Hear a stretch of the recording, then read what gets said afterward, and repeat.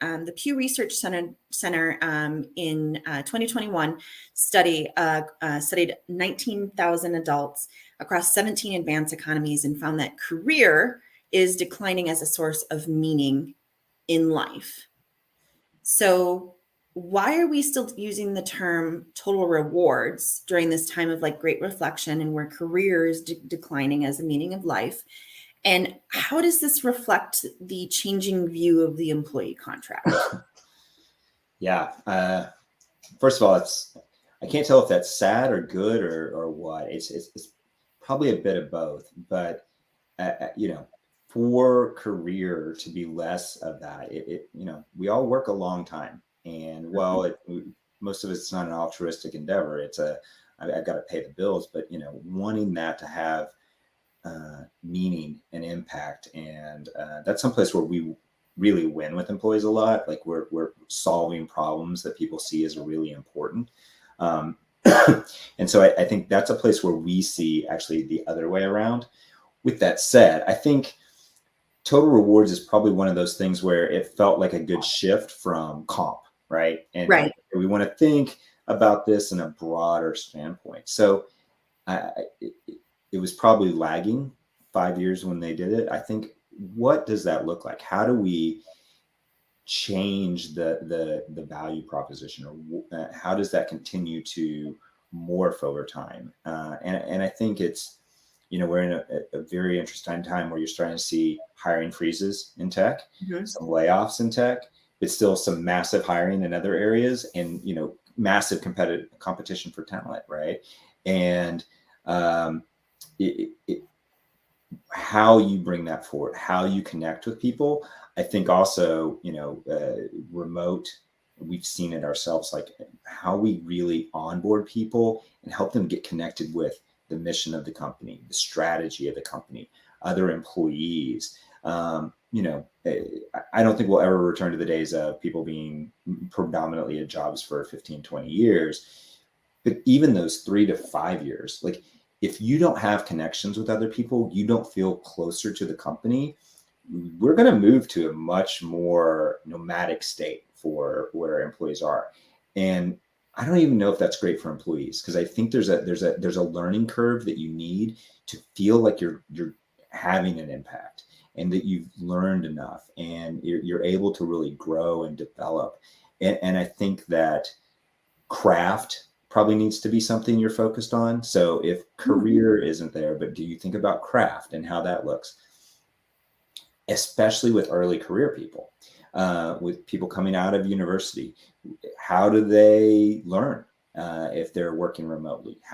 When should you bring them together so that you have, boot camps or things like that for people to really connect with people, ask questions, build that rapport, so that when they go back and maybe they're working remotely at home, they know who to ask those questions to, and they've had a coffee with a more senior engineer or a more senior product person, or whatever the craft may be, and feel comfortable asking that question. Because I think that barrier, like we've done a few things around just having coffee, like within the HR team, and we have seen a huge spike in that people will just ask a question.